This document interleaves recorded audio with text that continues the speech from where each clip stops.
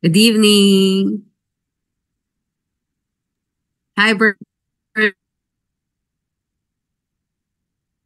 Good evening, magandang gabi. Welcome po sa ating Senior City episode. Ngayong gabi, Senior City Kwentuhan. Ngayong gabi, ikailan natin to, Burns? Yes po, nasa pang episode 30 na po tayo ngayong gabi, live na live sa ating Senior City Kwentuhan. Yeah. Ayan po. At, sige, Burns. Berna? Nawala na naman si Bernadette. So, tuloy lang po natin. Ngayong gabi po, tulad po nung naging episode natin last week, kung maalala nyo po ang episode natin last week ay na-feature po natin ang PRRM chapter sa lalawigan ng Cotabato. Meron pong chapter ng PRRM doon. At ang kinuwento po nila ay yung kanilang mga naging proyekto doon at inugnay po nila sa anong tawag natin? Yung tema ng ating Senior City Kwentuhan ay Adult Learning and Education. So nagpakita sila ng iba't ibang larangan, iba't ibang mga community leaders na nagdaan sa mga sarili nilang pag-aaral, pagkatuto sa agrikultura, sa ecological solid waste management, sa ano pa ba, sa pakikiplahok sa lokal na pamahalaan, yung local governance. At pag-mobilize din po ng ating mga youth. Ayun, yung kabataan pa pala. How can I forget? Yan. So ngayon po, ang ating, oo nga sa ngayon po, ang ating mga panauhi naman, pero parang hindi na panauhi, mga mga kaibigan na ay ang chapter naman po, PRRM chapter sa lalawigan ng Tiananan, Berna? Marinduque. Lalawigan ng Marinduque. Yeah. So, pag-greet po natin ng ating guests. Tawagin ko po yung kaedad ko. Berna, ikaw tawagin mo mamaya yung kaedad mo. Sige. Nag-guest na po natin ng mga ilang beses dito sa Senior City. Ang atin pong mga community leader at miyembro ng PRRM chapter sa Marinduque. Ito po, ang mag-ex-BFF at mag-ex-boyfriend, ex-girlfriend. Si Kadelphine Natal at si Ate Lolit Natal. Bati po kayo, Ate Lolit. Good evening po, everyone. Lolita Natal po ng Marinduque para sa kababaihan. Okay, magandang gabi po sa inyo lahat. Delphine Natal po. Maswerte yata kami talaga. Bakit po? Parang tayo yata ay ilang beses na tayong na-invite dito. Correct. Marami kasi tayong magandang ikikwento, no? Pwede naman Opo, iba-iba naman po yung ng mga kwento ng mga karanasan at Magandang gabi. Okay po. Salamat po. Ayan. At syempre po, hindi rin sa... Thank you, Kadelphine at yes, ayan po. And syempre po, hindi rin po papahuli ang ating mga na-mobilize na youth. At nandyan din po kasama natin ngayon si Janjan. Janjan! Good evening po. Good evening. Sa ating lahat. Isang mapusong gabi po sa ating lahat. So, from the heart of Yan. Show lang po natin ang ating poster for tonight. Hindi po natin na-flash kanina. Yan. Ngayon ay ilagay natin ang ating ginawa po ni Andy Last week po itong PRRM Cotabato. Ngayon week, Berna, ano? Yes po, nasa episode 30 na po tayo ngayon. At ayan po, kasama po natin ngayon ang PRM Marinduque chapter. At paalala lang po pala, simultaneously po tayo ay naka-live sa ating iba't ibang Facebook pages ng ating mga partners. Nandyan po ang seniors sa panahon ng COVID, yung Lapis o CISO, yung Inat Philippines, and of course po ang PRM Facebook page. Ayan. Yeah. Sige. Yan. Kadelphine at Atolit. Isa sa mga patao nating pioneer ng PRRM sa island province of Marinduque. Baka pwede siguro magsimula dun sa isalwan nyo ang napakagandang lalawigan ng Marinduque at ano yung konteksto ng Marinduque. Andyan tayo ang PRM sa inyong lalawigan. Describe natin ng Marinduque, Kadelphine, para sa mga hindi pa nakarating dyan, para inggitin natin sila.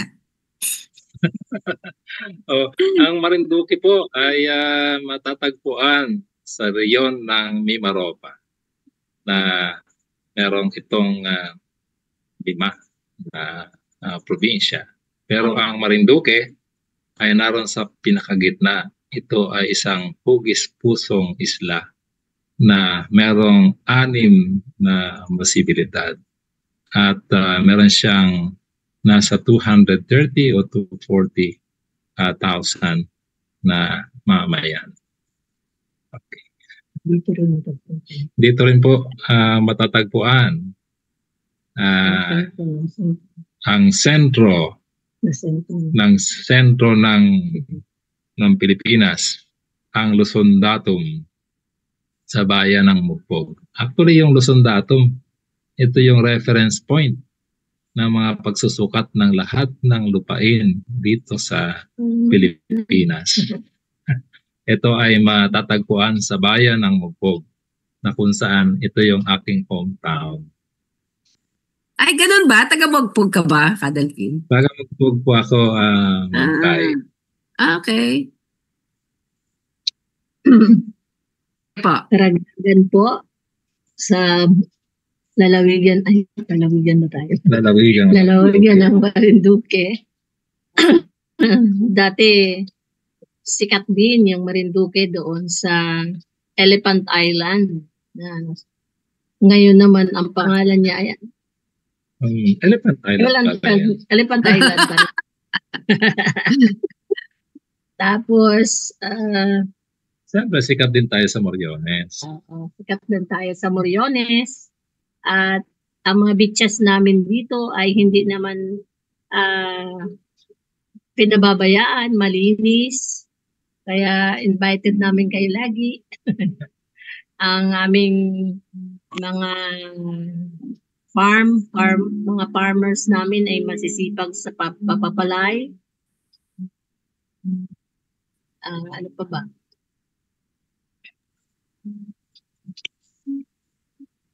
Ilang po muna. Ano po? Pagsasaay siya rin. Ano po?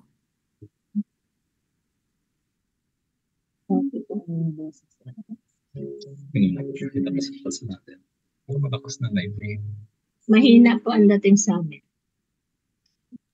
Clear naman po kayo sa amin. Mahina. Ayan po. Ay, mahina. Opo. So, May dagdag si Janjan. Sige po. Dahil ang Marinduque din po ay isa sa pinaka center din kapag Lenten season. Ano po, yung Moriones Festival din sinaselebrate bilang tayo po ay sinaselebrate natin ang Lenten season. Ano po, ganun din po yung sikat nating putong kapag may mga bisita po tayong dumarating. Ano po, para magbigay pugay sa kanila. Para sa long life, ganun din po. Tuwing birthday celebration, ginagawa din po natin. Ayun po, dahil tayo ay nasa center of the island, so mostly marami po tayong mga maing isda. Gayun din po sa mga farmers din. Yan. So yun po muna sa ngayon para medyo maganda-ganda po yung kwentuhan natin later. Thank you. Siguro isa ding yung isa sa mga sinabi ni Ka Delphine, yung Luzon Datum, Ka Delphine.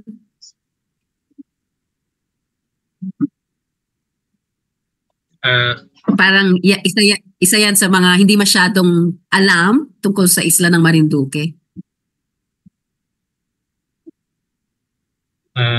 Pardon me, Sky, hindi ko ganong pan. Meron kasing maingay na nagtutugtugan Yung Luzon Datum, okay, sa Luzon Datum.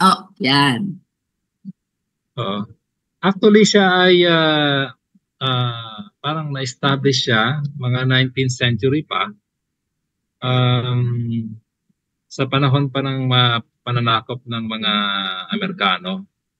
Pero ang naging contribution nito ay yung maayos na pagsusukat ng mga lupain sa hindi lang sa Marinduque, kundi doon sa buong Pilipinas din. Parang reference din ito ng ibang bansa, ang alam ko. At ito ay natatagpuan ito sa Barangay Hinanggayon sa bayan ng Mugpog. Ang daan nito ay doon sa Banalacan Port, na kung saan ito yung pinaka-main port ng Marinduque, papunta sa Quezon. Yan. Ito Kaya po, Banalacan ka, natatanaw ito. Yung karsadang maluwang punta doon. At ito ay inyo na rin napuntahan nung kayo'y bumisita dito sa amin. Noong 2022, natandaan ko yun. Yeah, tama. So para sa mga pupunta ng Marinduque, isa ito sa mga pwede niyong puntahan. Yung nagtataas ng kamay ang Bernadette. Opo, di ba po ako nakakapunta ng Marinduque? Nagbe-volunteer na. Hindi pa raw nga nakakapunta si Berna dito sa Marinduque. At sige, sa susunod na pagkakataon ay i-host namin ang iyong pagpunta dito. May paputong po.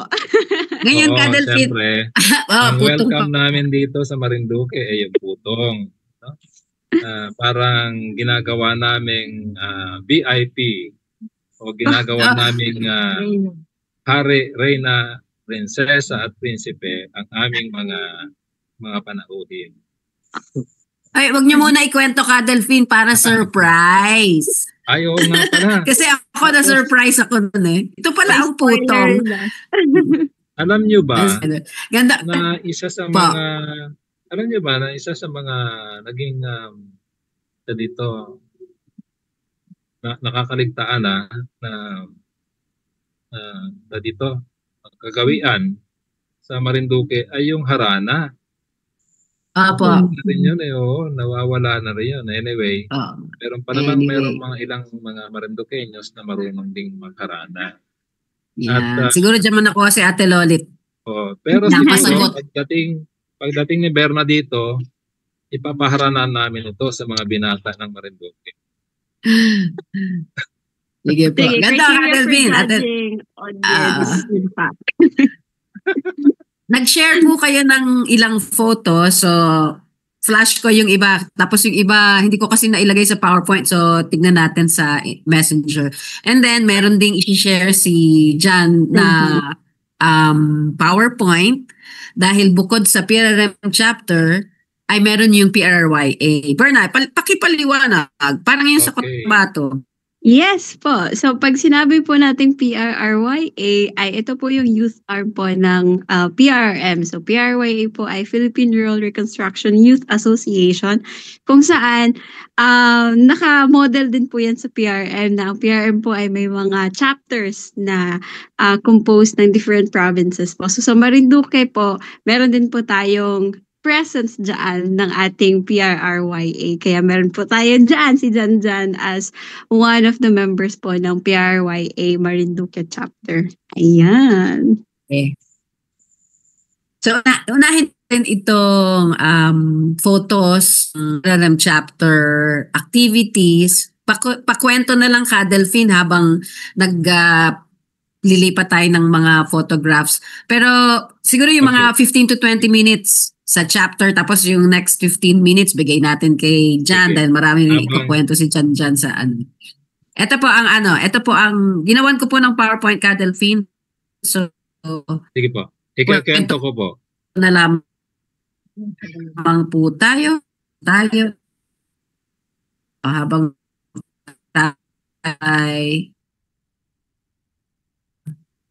ilagay natin sa Ayan. slide. Yan. Opo. Kung ipugay yung mga pictures para magkakaugnay.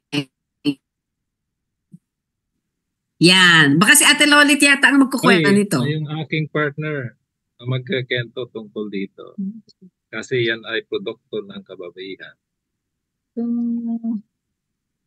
Dahil kami po ay paligid ng karagatan. Ate Lolit, gitna ka naman po sa camera. Gitna ka po sa camera, Ate Lolit. Yan. Sige pa.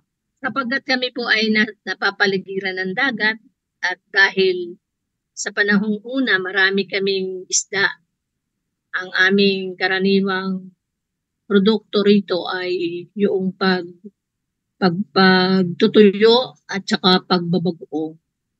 Sa pagbabagoong pong ito, dito nagsimula at dito rin nagmula yung mga pinagpapaaral ng mga magulang sa kanilang mga anak, maliban doon sa mga pagtatanim ng palay, ng gulay.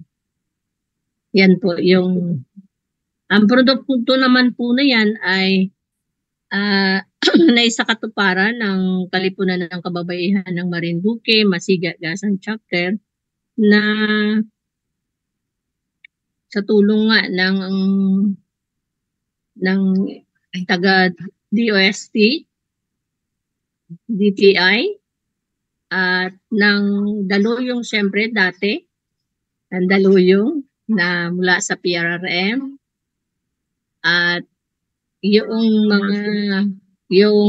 mga technical nito at saka yung technology ay mula sa Marinduque State University na ngayon, na dati ay Marinduque State College. So, yan po ang produkto ng kababaihan ngayon. Hanggang ngayon, isa sa nauna naming project. Yan. At ito po ay bagoong at patis. Yan po ay bagoong at patis. At meron silang bagong, di ba po, facility na bagong tayo. Di lang natin picturean may facility naman po tayo na tulong din ng mula sa Conservation International, na sa tulong ng Conservation International at mga equipment nga mula sa DOST doon sa anong project yun. Dito po ay malaki-laki din ang naitulong nito sa grupo ng kababaihan dahil ang pagsasagawa nito ay nakakatulong doon sa ating mga fisher folks. Siyempre, doon sa mga humuhuling mga asawa ng mga members, yung ibang mga fisher folks na nakakapag-produce ng isda, nakakahuli ng isda. Yun po yung mga tulong na talagang masasabi namin na hindi matatawaran yung mga ganyang tulong para sa kanila para magpatuloy yung proyekto. Ang atin pong bagong at patis ay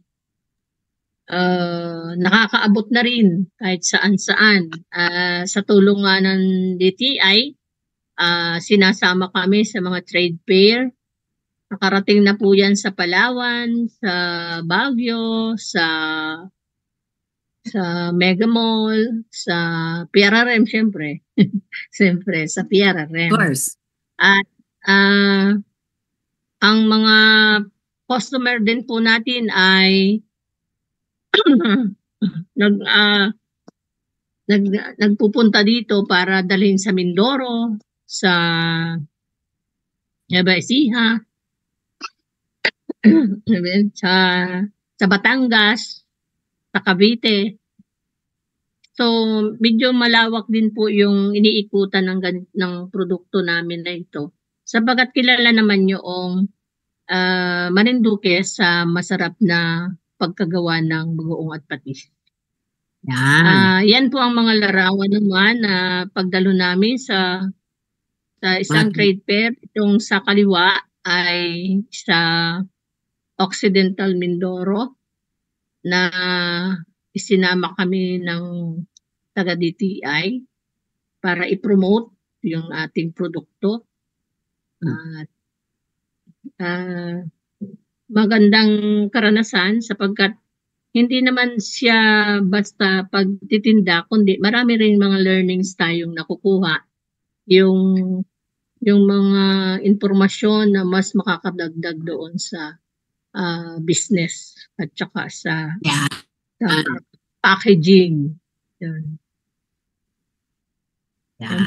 Ito pa, Ate Lolit, isa pang business. Ito Nagkaroon po tayo naman ng walang boss. ang pinasok natin na project ng Solid Waste Management na partner ng PRRM at Coca-Cola Foundation Philippines. Sa katotohanan po, itong project na to ay napakaganda yung naging impact sa amin sa Marinduque at mas nakilala po yung ating mga ginagawa. Dahil kung hindi lang siguro natapos agad or kailangan pa nating maipagpatuloy, ay malaki po ang naging tulong nito doon sa barangay at doon sa individuals na binigyan natin ng mga pedicab o mga kolong-kolong natin na tinatawag. Dahil ito po ay hindi lang basta sa pagpupulot nila ng kalakal ginagamit, kundi nagagamit din po ito doon sa kanilang individual na pagtitinda ng gulay, pagtitinda ng isda, at saka iba pa na sadyang ang kanilang hanap buhay ay pagtitinda. Yan. Sige. Okay, may dagdag ako dito. Saan po? Saan? Ay, sige po. Dito sa bayang walang basura. Actually, yung ginawa natin ito ay na-replicate din ito ng ilang bayan sa Marinduque, particularly sa bayan ng Buenavista. Yung ating pedicab na yon with sidecar, gumawa sila at meron silang, may nakikita ako doon na tinatawag naman nilang Eco Warrior, kung hindi ako nagkakamali. Atin yun. Atin pa rin yun yung words na yun. Ginaya nila. Eco Aid. At nakakatuwa naman kasi meron isang grupo sila na nakapaloob sa Menro. Tapos merong Eco Warrior sila. Tapos nag-produce din sila ng katulad na kolong-kolong ang tawag natin dito. Nice. At yun ang umiikot sa mga barangay, lalong-lalo na yung mga barangay na malapit sa town proper. Nakakatuwa nga kasi na-replicate nila yon. Kahit yung waste bin ay nila yon, replicate nila yung waste bin kasi nakikita namin sa mga bayan katulad sa Gasan, sa waste bin. Meron po silang mga waste bin na nakikita kami, size pa nga siya ng parang may shape pa. May shape pa. So, kung nalimutan kong picturean at apadala ko sana sa inyo. Pero yun nga, yung Sige pinagmamalaki po. namin na itong ginagawa natin ay hindi lang basta natin ginagawa ng basta tumutulong, kundi nag-iiwan ng magagandang halimbawa at upang gayahin at ginagaya at nare-replicate naman. Natatandaan ko yung larawan na kung saan si panahon ito na Vice ko. na Vice Governor, si kasama natin Chairperson Adeline Angeles, no? Mukhang pawari yun. Hindi, parang alam ko Vice Governor na siya nito. Oo. Tapos yung kasama niya na nakaputi ng t-shirt, actually, yan yung si Vocal Jan Pilaes na laging ko natin. Sponsor natin lagi yan. Lalo doon sa mga meetings natin, mga venue, lalo doon sa meetings noong Eco AIDS, kasama yung mga nasa barangay, na nasa Committee on Health and Education. Kalimitan pa nga dyan yung pag na-invite natin yung kapulisan, pupunta sila. Even yung Sige po. mga officials natin na naka-assign doon sa waste management ay kasama sila sa mga meetings. Nakakatuwa Sige po. nga kasi Maraming project po dyan sa Marinduque na ikukwento ninyo. Kaya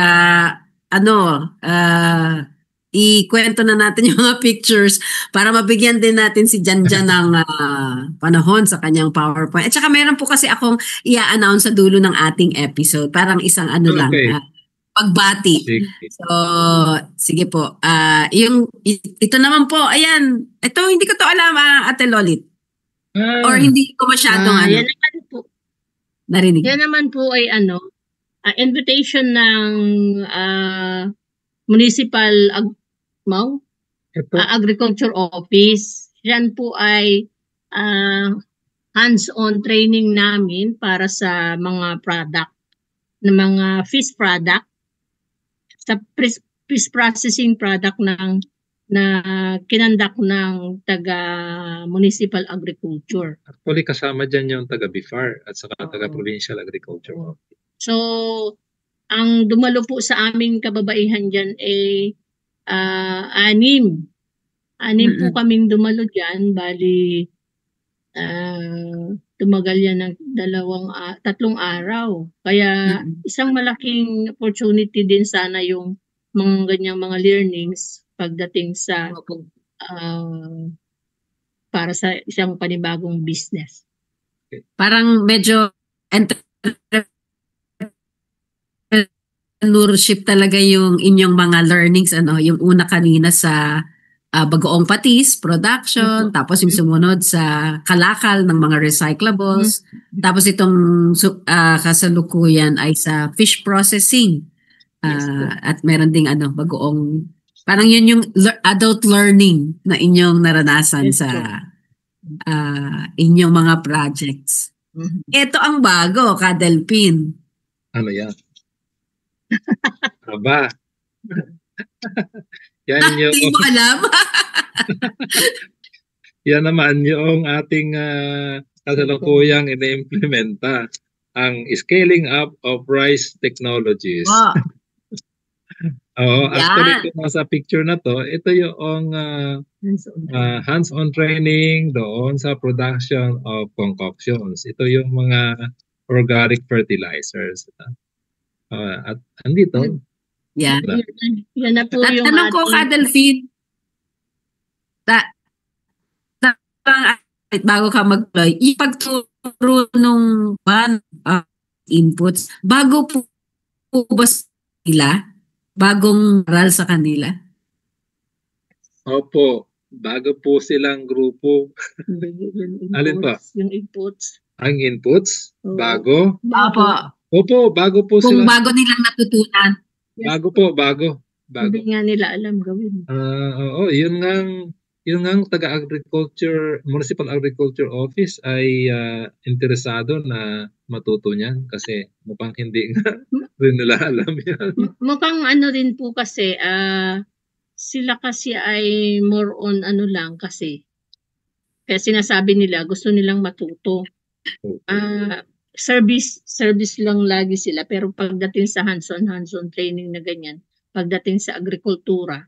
Hindi nila yan nilalagyan ng budget. Oo. Tapos itong nasa kanan, Oo nga po eh. ito yung distribution Opo. natin ng mga planting materials.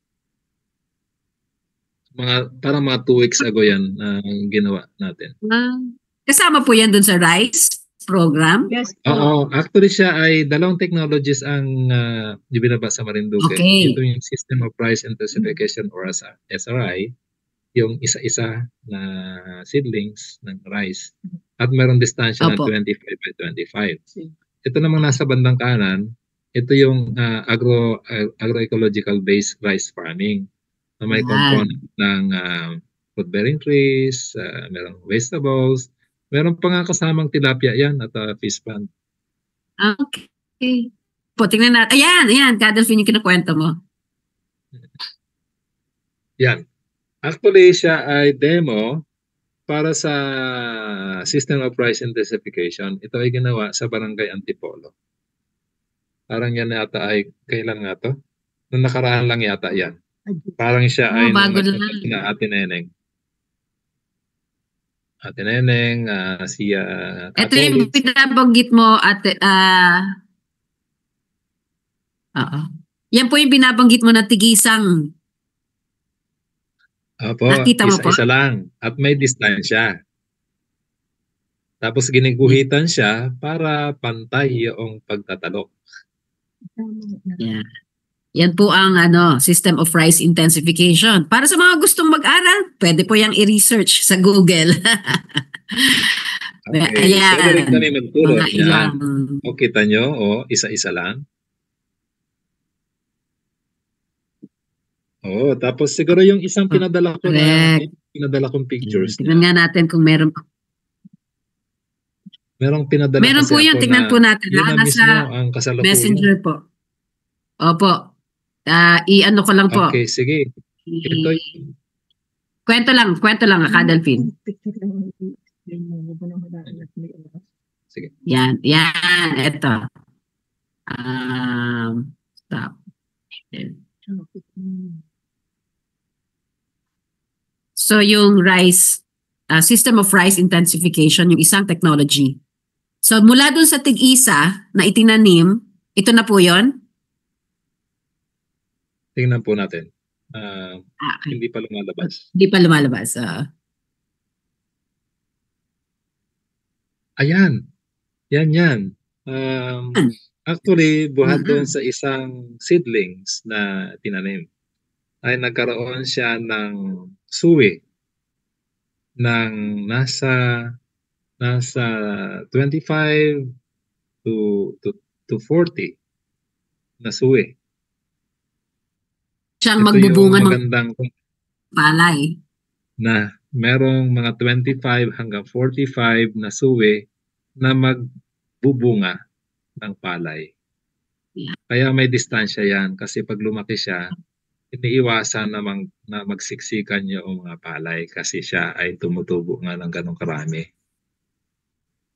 Ito yung as against do sa dating ginagawa ng mga magsasaka na siksikan ang ginagawa nila. Kaya kukunti ang kanilang hina-harvest. Saan po ito naman, Kadolfin?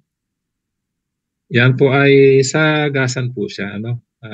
Isang barangay na siguro nasa mga 3 hanggang 4 na kilometro buhat sa amin. Ito yung isang kaibigan natin na bata na nagsasaka doon. Sa Barangay Bahi. Ito ay katabing barangay ng Barangay Masiga. Yan, okay. Ito naman ay nasa Barangay Masiga, malapit sa Marinduque Airport. Ang adapter natin dito ay isang babaeng farmer. Ilan po ang ating babaeng adapters? Parang 16 yata. Parang out of 50, parang 16 yata kung hindi ako nagkakamali. Or kung 16 siya ay nasa 16. Kita niyo. 30. Okay.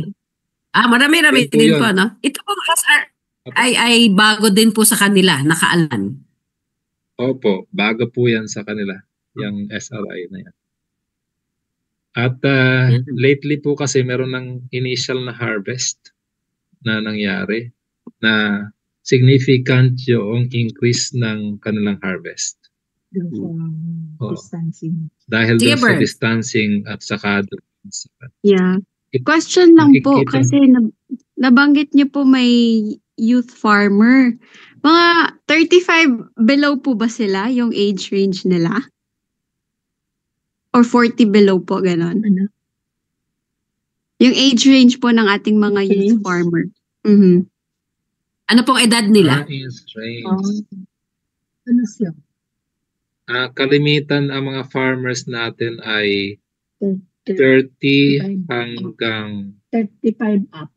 30 hanggang 60, mga ganon ang farmers natin. Mm. Wow. Sige po. Youth pa rin yun. Balikan ko- Yes po. Lalo na yung 30 to 40 po, balikan ko po kayo kasi may isa din pong project na Empower Her. Yung magkaroon po ng online conversation patungkol po sa SE, sa gender inclusion, yung mga ganun po. So, maganda po na may representative din po tayo from Okay. Marinduque na maka-attend po ng ating mga sessions po na yun. Opo. Yan. Ayan. Siguro yung last few photos Ito naman, opo, sige po. ito naman ay focus group discussion ito na para doon sa isang grupo na inorganize ko noong isang taon. Yan ay natatagpuan sa kabundukan. Kabundukan ng Barangay Daikitin. Yan ay kasama noon po natin. Kasama. Okay. Saan tayo? Ito, Delphine, ito na yung isa sa mga huling photos natin. Okay, sige po. Bali po, Pagsali. yun pong engagement natin sa mga development councils tulad ng municipal, provincial, at saka regional council. Bali po itong picture na to ay ito ay second award na natanggap ng ating organization. Ito ay 2025 na RDC. sa RTC, Regional Development Council, ito ng Mimaropa. May nauna na tayong natanggap na kapareho rin na award, a certificate of recognition noong 2022. Okay. Na tayo kasi bilang civil society organization or private sector representative, kalimitan tayo yung co-chair ng mga committees. Infrastructure Development Committee, tapos yung pinakahuli natin ay yung tayo ay chairperson ng Economic Development Committee. So, being the chairperson, co-chair, most of the time o may mga pagkakataon na tayo rin yung nag-preside over committee meetings. Tapos yan din yan naman sa level ng probinsya na tayo naman ay vice chairperson ng ating the former Governor Presbitero Velasco. Yun yung nakako na. Delphine Telon. Marami pa action pictures. Pag mamaya isingit pa natin para bigyan muna natin ng asan na ba yung bigyan muna natin ng time din si Jan para magkwento. Jan, it's your turn. And Berna, it's your turn. Ayan. Take it away, Jan. Good evening po ulit. Good evening. Yan. Ayan po. Ito po yung PRRYA involvement po ng Marinduque chapter po pagdating po sa mga gawain po ng PRM Marinduque chapter. So, una po dyan, syempre yung Bayang Walang Basura Project, environmental activities, youth camp last 2024, yung pagdalo ko po bilang representative po ng Marinduque chapter sa Green and Sustainable Packaging training po, batch 2. At ganoon din po sa pag-attend po sa mga meetings ng PRM Marinduque chapter at FICOPA sa invitation po ng ni na Tita Lolit at ni Tito Dalvin po. So, yan po. Next slide po.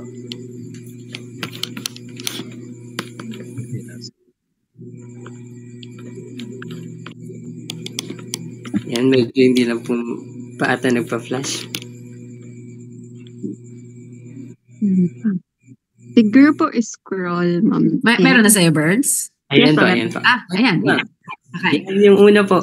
Sa pangunguna po ng PRM Marinduque Chapter President po, si Tito Dalpin po at si Tita Lolit, nag-conduct po ng mural painting po sa Marine Turtle Preservation Area po natin sa Masiga. Thankful po tayo kay na Tita Lolit sa pangunguna po nila. Siyempre sila po yung pioneer ng preservation po natin ng marine turtle po sa Barangay Masiga. So, ayan po, katuwang po ang Sangguniang Barangay din, Sangguniang Kabataan, at ang PRRY po, representing ako po,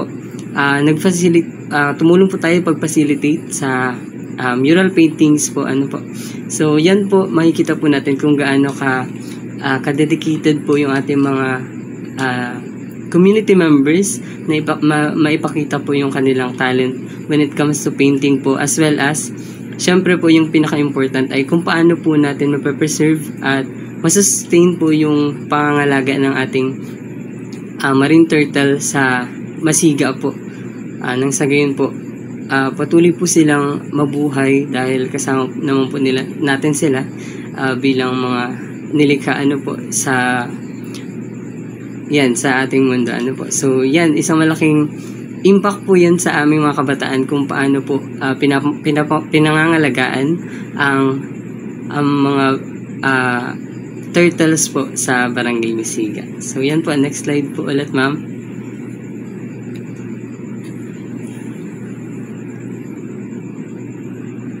Meron na? Wala pa po. Yan. Kasama din po yung next... Nade-delay kasi. Apo, ma'am. Kasama din po yung next slide sa Marine Turtle Preservation Area Mural Painting Contest din po siya. So, yun po. Thankful po tayo sa mga naging ganap po last February. Yan. So, may kita po natin yung mga gandang gawa po nila. Tapos yan po, next.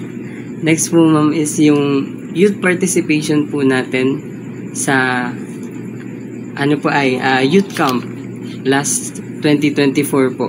Kung saan po, thankful po kami dahil bagong tatag pa lang po kaming youth organization dito sa Marinduque ng PRYA ulit. So, napasama po tayo.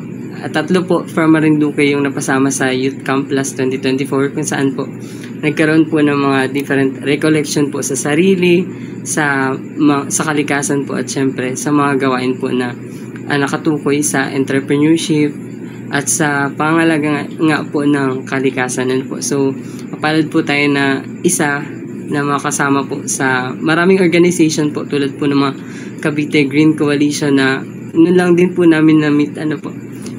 Yun po. Marami din po yung ICE, syempre po sa San Lorenzo Luis Parish at sa iba't ibang PRRYA na kasama din po namin from Nueva Ecija po at Vizcaya po. Ayun po. Nueva Vizcaya. Ayun po. So, yan po. Last September 2024. So, next slide po, ma'am.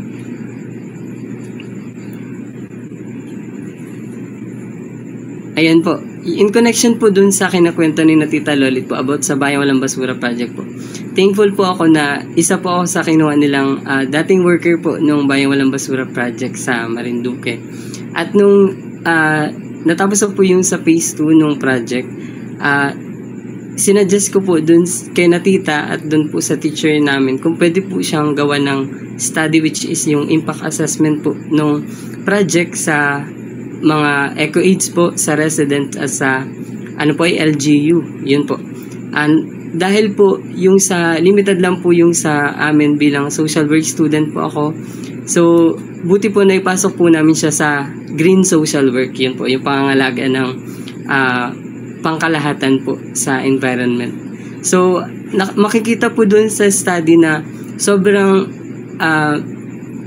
nag-impact po pagdating sa economic growth ng mga EcoAIDS yung project. Yung impact naman po niya pagdating sa mga resident po at sa LGU is moderate po, kung saan sinabi po nila na need po nila ng improvement. Siyempre po pagdating sa enhancing awareness po dun sa tao, dahil medyo parang hindi pa po nila alam yung kung ano po yung pinoprovide ng project para po sa mga tao, ano po. So, ganun din po yung livelihood stability para masustain po nung mga EcoAIDS yung kanila pong pangangailangan, at yung huli po ay yung ma-strengthen po yung policy enforcement po dun sa mga tao at sa yun po sa mga tao, dahil need po siguro ng mas further pa pong mga pagpapaliwanag at mga visible project po para mapangalagaan talaga ng maayos yung mga basura po. Yun po. Galing yan. Galing dyan. Sana kami ng kopya ng... Apo, ma'am. Yun po yung nilalambing ko sa kanya. Sorry na po. Oo nga po, nakita ko nga po yun. Pero ano po, kasama ko po yung 3 kong ka-groupmate. Yan, sina Ate Nika po, si Ate Mia, si Salar. At syempre po yung co-author kong advisor din po namin, si Mamean Banyaga. At with the guidance po, syempre ni Tita Lolit at ni Tito Dalpin po. At ni na Ma'am Kay po at ni na Ma'am Neneng sa pagsang-ayon po na gawin ko yung impact assessment study. Ayun po. Thank you po. Next slide po. Because why not? Yeah. Ay, question. Yeah. Ano lang, sino yung mga kasama mo? Kaklase mo ba o YA din sila? Kaklase ko po na yung isa po ay YA member din po. Yan po. Okay. In-insist ko po talaga na gawing study para nang sa gayon po malaman po natin yung pinaka naging effect po talaga ng project sa Marinduque. Galing. Masyadong malakas kumain. Tapos yan po, next ay yung environment activities po natin, which is kasama po natin dito sa pangunguna ng Sangguniang Kabataan ng Barangay Masiga po. At yung mga sister organization po natin dito sa Marinduque na patuloy pong lumalaban pagdating po sa anti-mining ano po. So, ito po kasama po natin ang Masek Youth din po, at ako po representing po ng PRRYA ano po, kung saan nag-conduct po tayo ng signage making and installation po para in connection po siya sa World Environment Day noong 2020 ngayong June 20 nung nakalipas sa June 2025 po. So yun po, pino-foster po natin yung environmental awareness po, and ma-strengthen po natin yung advocacy alongside nung ano po ay maprotektahan at ma-preserve yung nature for future generation po. Iyon po. So dapat mabuild po talaga natin yung greener environment at maprotektahan po talaga na kahit merong mga development po sa paligid na pangangalagaan pa rin po yung environment. Iyon po. Galing. O nga pala naalo ko, Masek Youth, ano? Apo, ma'am. Yung ibig sabihin po ng Masek, ayan po, yung Masek po is Marinduque Council for Environmental Concern po, na patuloy pong hanggang sa ngayon po is nangangalaga po talaga at patuloy na nilalabanan po yung mga mining corporation po na nagsisira po ng ating kalikasan, ano po. Yan. So thankful po tayo na mga kasama po tayo, at marami pa pong organization na hindi pa lang po medyo nakakasama po natin yan. So yan po, yung last June din po, yung pag-attend po ko personally at bilang representative po ng PRRYA at sa invitation po ni Mang Neneng, yan, naka-attend po ako ng Green and Sustainable Packaging Training, batch 2 na po. So yan, kung saan po pinofocus po talaga doon yung pag-eliminate po natin ng single-use plastics. Yun po, na dapat makompromise po din natin yung 3 E's, which is yung environment management po, yung isa, yung E. Sunod po yung equity, kung saan po pangalagaan po yung long-term stability po, na wala pong kino-compromise na mga tao. Tapos last po is yung yun po, yung care nga ni po for the people. Yan. Yung sa Ngani. po. Yan po. Ay, sorry. Marinduque. Yan. Habang nag-generate po sa economic, kailangan po walang nako-compromise po na environment po. Yan. May convince yan. Next slide po.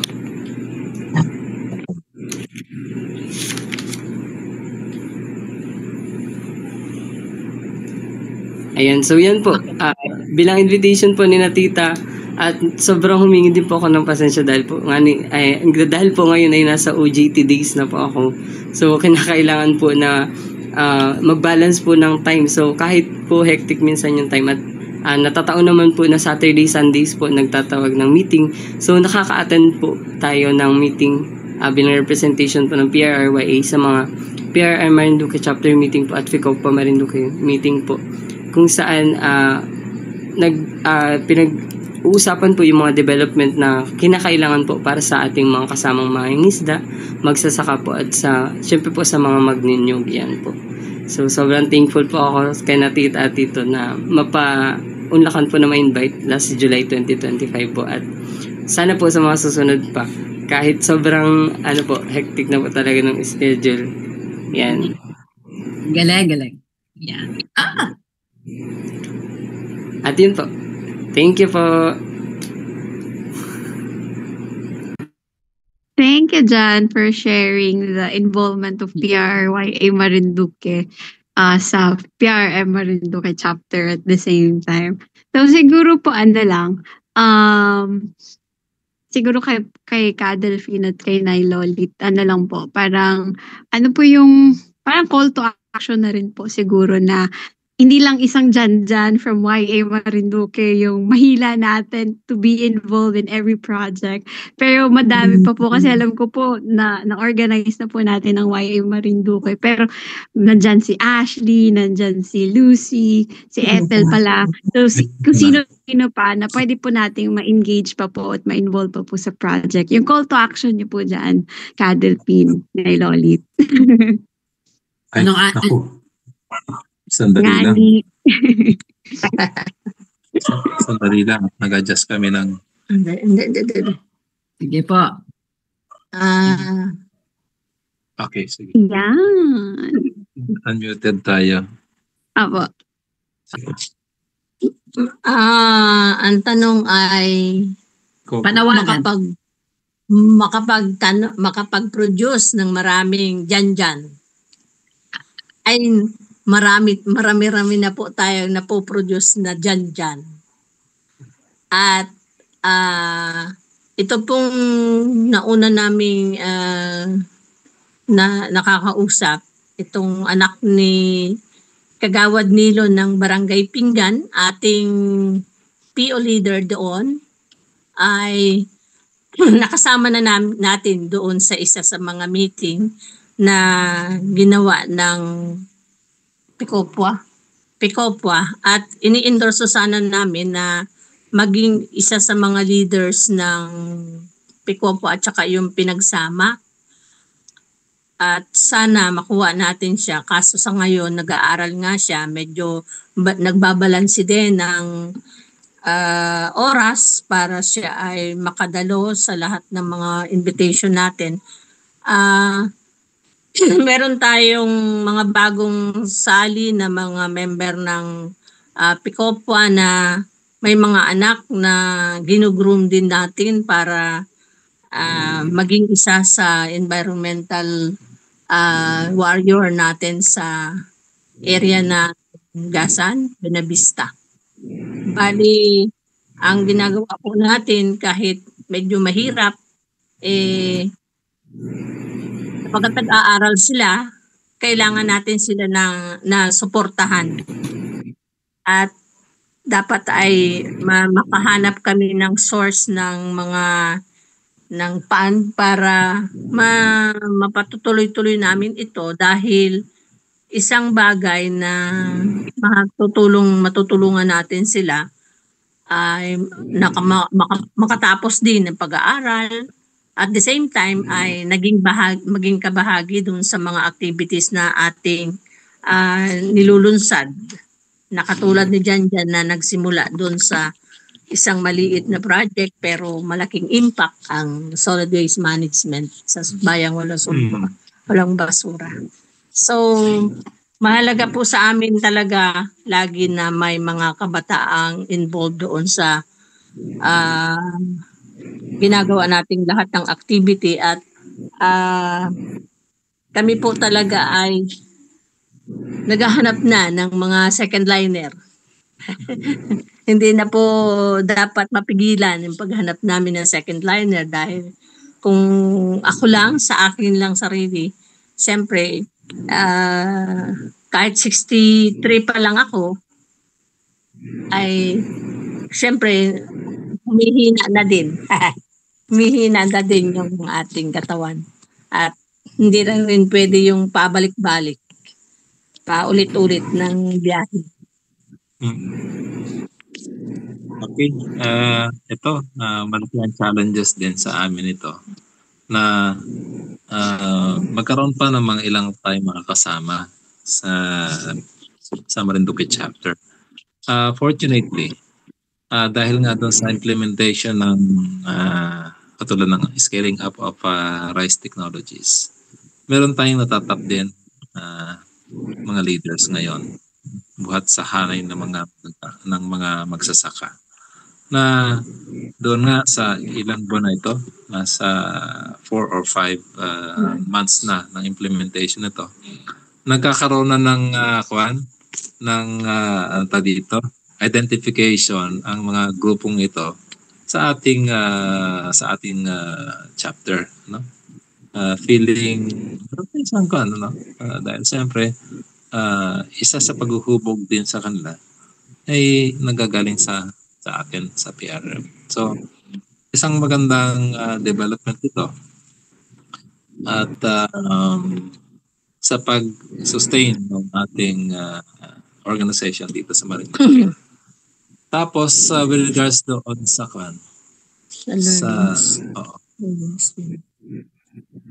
tapos sa expansion ng PRM din, may mga bago na rin tayo mga Marinduque chapter.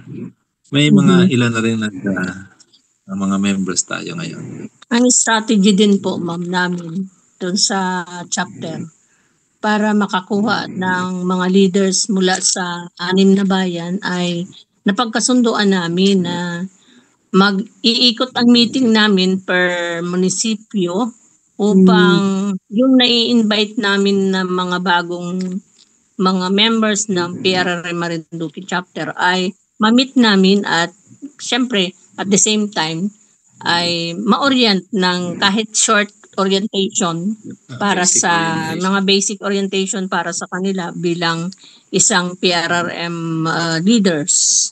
Diyan po namin sinimulan si Janjan.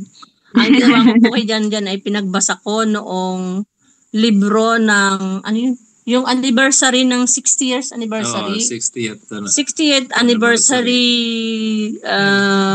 libro.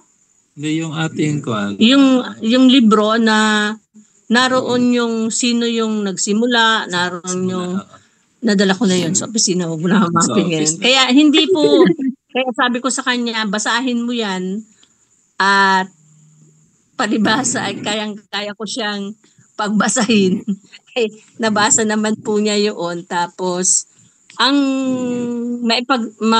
masasabi po namin sa inyo ng tahasan ngayon ay sa lahat ng activities at mga meetings na dinaanan ng Marinduque chapter para sa mga projects, yung mga grupo, sinisito na ang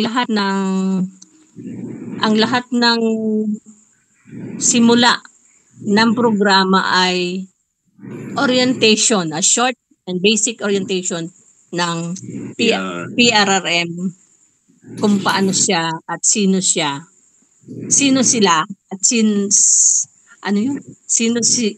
ang nagsimula at saan nagsimula. Doon po talaga namin laging sinisimulan. Kaya nagugulat sila na ay ganun pala. Parang bigla silang sasabi, ay ganun pala. Meron pala talagang sinimulan at hindi yung sinasabi nung naririnig nila na makakaliwa yan. Huwag kayong sulmali dyan. Parang ganon. Parang siyempre masakit din yun. Dahil ako kahit ako sinasabihan ako nung ng leader natin dito ng ating LGU na ganon. Pero sinasabi ko naman sa kanila, bagay po na siguro ay kung meron man kaming pagkakapareho nung nasa kabundukan at kaming nasa baba, ay ang pagkakapareho po namin ay alam namin, mahal namin yung pinaglalaban namin na Pilipinas. Kung ano ang Thank you, Ate Lolit. Maraming salamat po at yes po, yung pagkilala kung saan tayo nagsimula, yun po yung weapon natin para ipakilala kung sino po at ano po ang PRM. Kaya maraming salamat sa mga orientations po. At go Jan, go. May dadagdag po pala ako, nakalimutan ko, ma'am. Sobrang thankful po ako kay Tita Lolit din at syempre po sa PRM dahil hanggang sa ngayon po ako ay isang scholar po ng PRM. Yan po. So, ngayon po, 4th year college na po ako under BS in Social Work. Yan. So, ngayon po nasa internship na po ako ngayong first semester sa agency po, sa DSWD po ako ngayon naka-assign. So, next semester po, nasa community naman po kami. Yan. Sobrang thankful po. Okay. Yes po. Jan.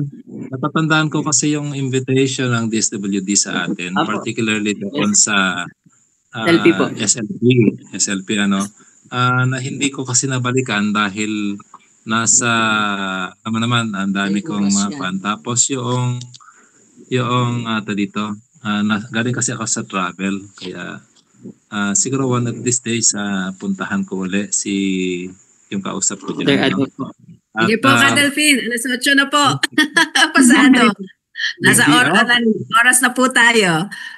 So, Okay. banggit ko po kanina, may babatiin po tayo sana ngayon. Tulungan niyo po ako sa pagbati.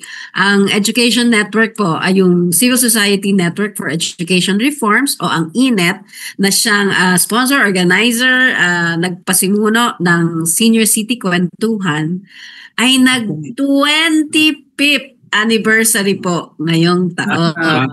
Po natin ang INET. At natapos po ang General Assembly ng INET.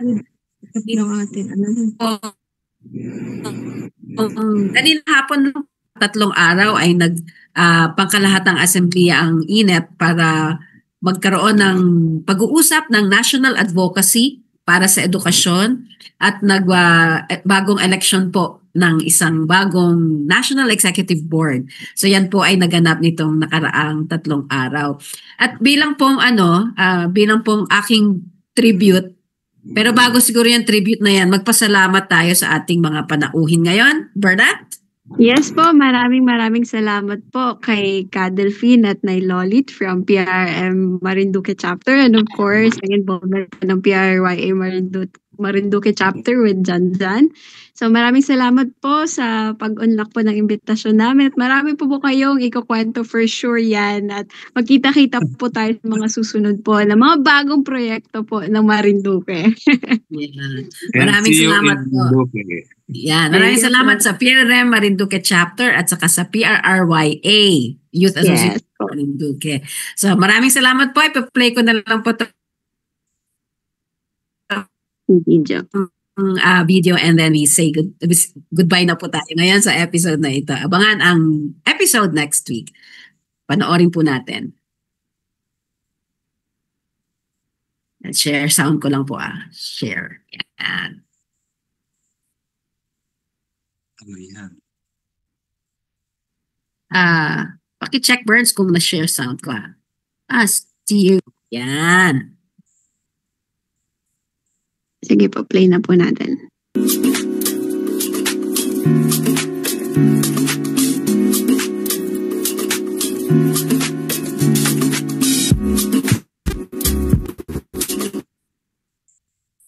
Init para siya. Ito yung Kaya nagkukonsen. nakaka